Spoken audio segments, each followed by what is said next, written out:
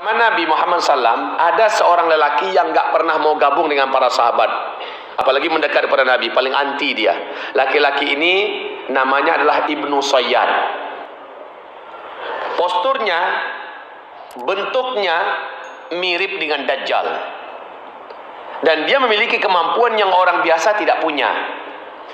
Laki-laki ini anti betul mendekati para sahabat, apalagi Nabi Muhammad. Selalu mengintai-intai dan melihat-lihat dari jauh. Suatu ketika Rasulullah dengan Umar bin Khattab sedang di luar, selagi ngobrol-ngobrol, dari arah kebun kurma nampak Ibnu Sayyad ini sedang mengintai-intai, Pak. Dari batang kurma ke batang kurma yang lain, dia melesat dengan kecepatan yang manusia biasa nggak ada yang punya kecepatan itu. Sep, sep, sep, sep, begitu cepatnya. Umar segera menghunus pedangnya dan dia minta izin pada Rasulullah. Ya Rasul, izinkan saya. Kata Rasul, mau ngapain? Saya mau bunuh itu. Dia adalah Dajjal. Saya yakin ya Rasul, dia adalah Dajjal. Maka apa kata Nabi? Hai Umar, jika itu benar-benar adalah Dajjal, bukan kamu orang yang sanggup melawannya. Dia bukan lawan kamu. Dia bukan tandingan kamu. Dan kalau dia bukan Dajjal, apa guna bagi kamu membunuh orang? Coba lihat bahasa Nabi, digantung bahasanya ya. Kalau Nabi mau, simpel saja. Hai Umar, ente mah terlalu semangat. Dajjal itu ntar akhir zaman, hai Umar. Itu bukan Dajjal. Apa salahnya Nabi ngomong kayak gitu kan? Tapi bahasa Nabi dibuat gantung. Kalau itu Dajjal, kamu bukan lawannya. Kamu kagak ada apa-apanya Umar. Dan kalau dia bukan Dajjal, lalu kamu bunuh dia, apa guna bagi kamu bunuh orang sembarangan? Gitu. Coba kaum muslimin, ternyata ketika Rasulullah meninggal dunia, digantikan kekhalifahan oleh pemerintahan oleh Abu Bakar As-Siddiq. Abu Bakar meninggal dunia, Umar yang menjadi khalifah. Menjelang Umar meninggal dunia, setelah dia ditusuk 9 kali tusukan yang itu menjadikan kematiannya, Umar masih berkata, demi Allah, saya yakin betul Ibnu Sayyad itu adalah Dajjal. Coba lihat, ternyata keyakinan itu tetap dipelihara oleh Umar, bahwa Ibnu Sayyad adalah Dajjal. Ternyata Umar bin Khattab nggak sendirian dalam keyakinan itu. Safiyah juga sangat yakin radhiyallahu anha bahwa Ibnu Sayyad adalah Dajjal. Aisyah radhiyallahu anha juga sangat yakin Ibnu Sayyad adalah Dajjal. Anas bin Malik, Abu Dzar al-Ghifari, Ubay bin Ka'ab, sahabat-sahabat Nabi tidak sedikit yang yakin bahwa Ibnu Sayyad adalah Dajjal.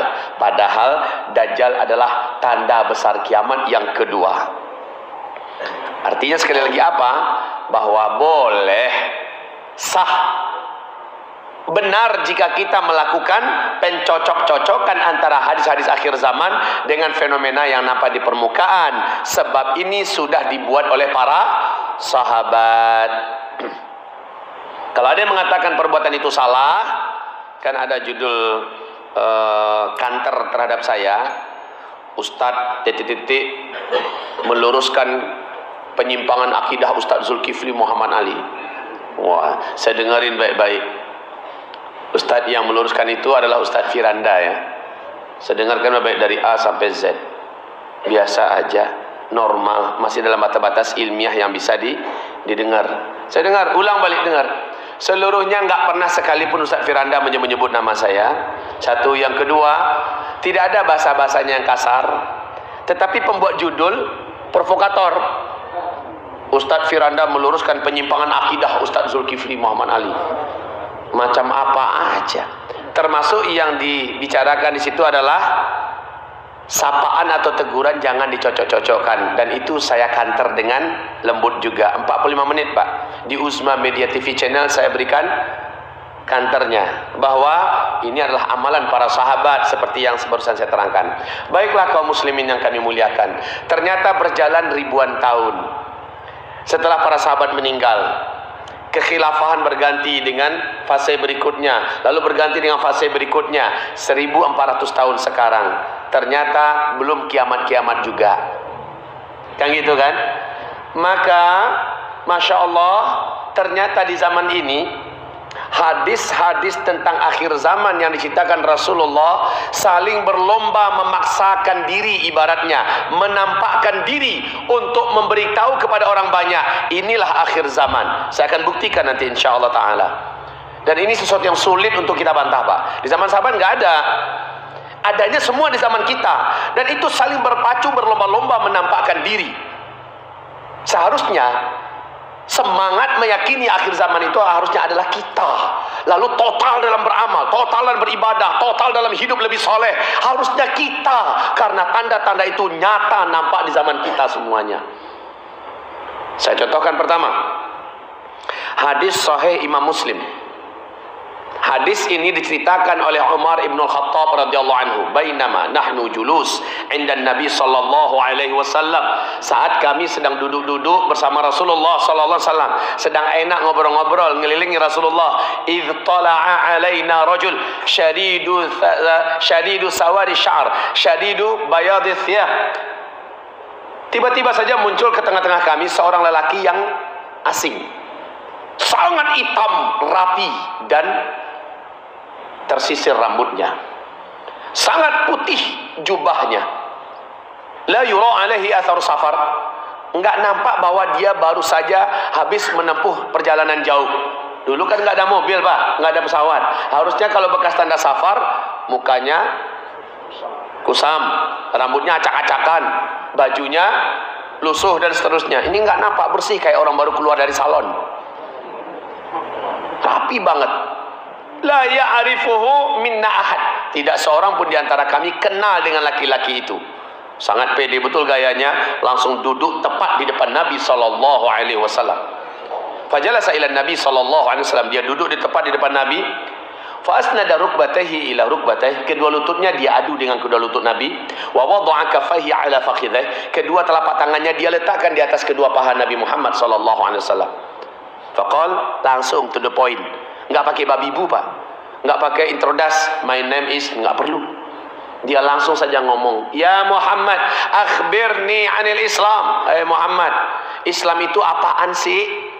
Maka Nabi menjawab dengan rukun Islam yang 5. Setelah Nabi menjawab, al-Islamu an tashhada an la ilaha illallah wa anni rasulullah wa tuqima shalah wa tu'tiya zakah wa tasuma ramadan wa tahujjal baita in istata'ta ilaihi sabila. Setelah Nabi menjawab begitu, apa kata laki-laki ini? Sadaqta, bagus, jawaban engkau benar. Fa'ajibna lahu yas'aluhu wa yusaddiquh, kata Umar. Heran kami dengan orang ini.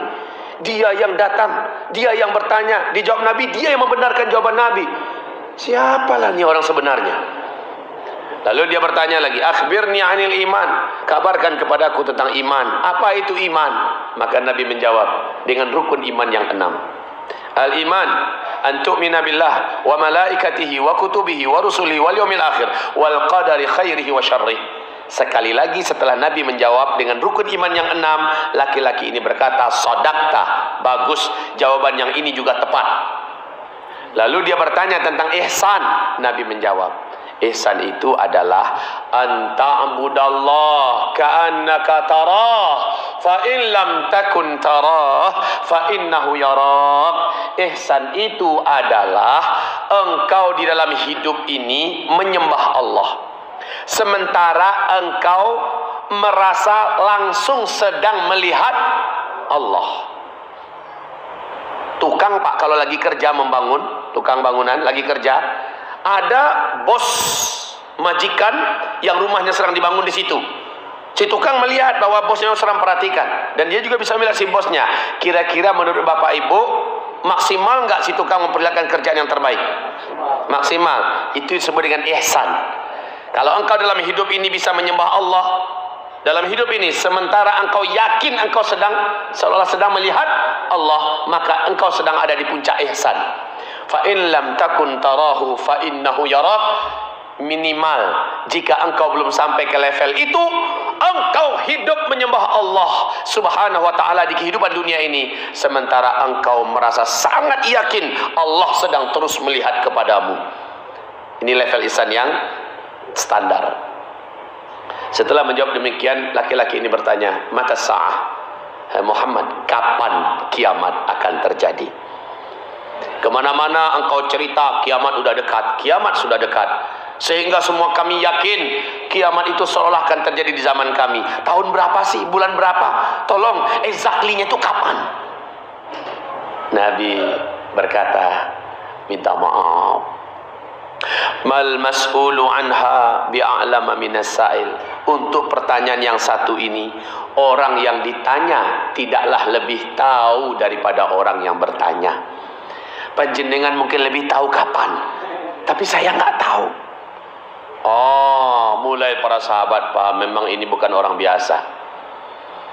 Lalu dia bertanya lagi, akhbirni an amaratiha. Awas, jawaban Nabi mengatakan saya tidak tahu. Ini adalah akidah kita semua, akidah ahlus sunnah wal jamaah sampai hari kiamat, bahwa tidak ada selain Allah di langit dan di bumi seorang pun makhluk yang tahu kapan kiamat akan terjadi. Jadi ramalan-ramalan kiamat, penyebutan tahun kiamat dan sejenisnya wajib ditolak mentah-mentah. Kalau ada yang ngaku tahu kiamat akan terjadi tahun berapa, bulan berapa, maka ini orang wajib didustakan, walaupun jenggotnya dari sini sampai ke Mekah panjangnya. Wajib didustakan. Karena Allah sudah kunci. Ila rabbika muntahaha. Hanya Allah yang tahu kapan pastinya kiamat. Oke, setelah Nabi menjawab demikian, saya nggak tahu, mungkin kamu lebih tahu daripada saya. Maka laki-laki itu bertanya, akhbirni an amaratiha. Kalau ciri-cirinya ente tahu nggak, hai Muhammad?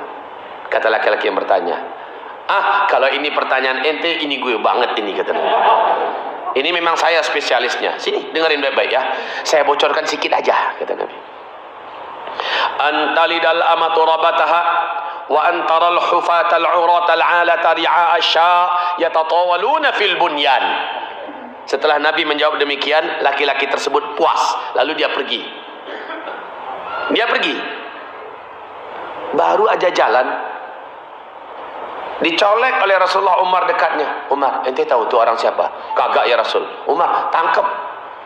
Bawa dia ke sini. Giliran kita yang tanya tuh orang siapa? Siap ya Rasul. Maka segera Umar dengan langkahnya yang sigap. Dalam sejarah kan langkah kaki Umar bin Khattab itu Pak, hampir 2 kali langkahnya para sahabat yang lain. Karena dia tinggi besar.